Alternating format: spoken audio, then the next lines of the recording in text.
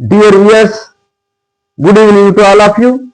Today I would like to deal with direct speech to indirect speech. Under it, Rule 4. Adverbs of nearness in direct speech regarding time and place change to adverbs of distance. This rule applies when reporting verb is in the past tense. So an example, she said, I like sweets now అన్నాడు. Said ఏంటి past tense, ఇది reporting verb. ఇలా past tense లాగా ఉంటే ఇవన్నీ కూడా మారిపోతాయి. ఇక్కడ నుంచి ఇలా మారిపోతాయి అన్నమాట. అది గుర్తుపెట్టుకోవాలి. పాస్ట్ టెన్స్ ఉంటేనే. ప్రజెంట్ ఫ్యూచర్ లో ఉన్నాయనుకోండి, ఇది రిపోర్టింగ్ వెర్బ్, ఇవి మారవు. చూడండి, నవ్ ఏమైంది దెన్, ఏదో ఏమైంది బిఫోర్, ఇండైరెక్ట్ స్పీచ్ లో.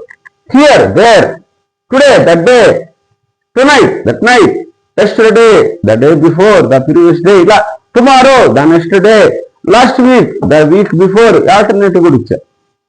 నెక్స్ట్ వీక్ ఏమని రాశాను, ద ఫాలోయింగ్ వీక్, అలా the following month, the following year, అట్లా.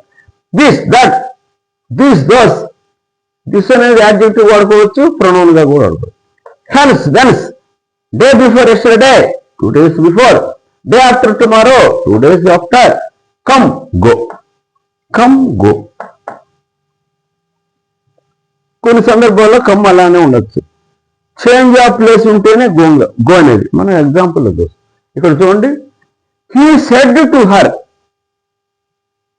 ఐ సీ యూ టుమారో అంటే ఏంది, హీ సెడ్ టు హర్ ఏముంది, said to told, he told her that అది ఊర్దా, హీది కదా, హీ సా హర్, ఈ ఊర్దా, హర్ద కదా, her. The next day, tomorrow ఏమైంది, ద నెక్స్ట్ డే. ఇలా అప్లై చేసుకుంటూ రావాలా. డైరెక్ట్ స్పీచ్లో ఎలా ఉంటాయి, ఇండైరెక్ట్ స్పీచ్లో ఎలా మారిపోతాయి, మర్చిపోకూడదు. ఇది ఖచ్చితంగా డైరెక్ట్ అయిన స్పీచ్లో ఒకటి ఇటువంటి మెలిక మాత్రం పెడతాడు. అంటే ఈ రూల్ 4 అనమాట. రూల్ 5 అనుకున్నట్లయితే కొటేషన్స్ అన్ని తీసేసారు. పంక్చుయేషన్ మార్క్స్ ఉండకూడదు, కొటేషన్స్ ఉండకూడదు, కామా ఉండకూడదు, ఇక్కడ ఎక్స్క్లమేటరీ క్వశ్చన్ మార్క్ ఉన్నా కూడా ఉండకూడదు, ఫుల్ స్టాప్ ఉండాలి.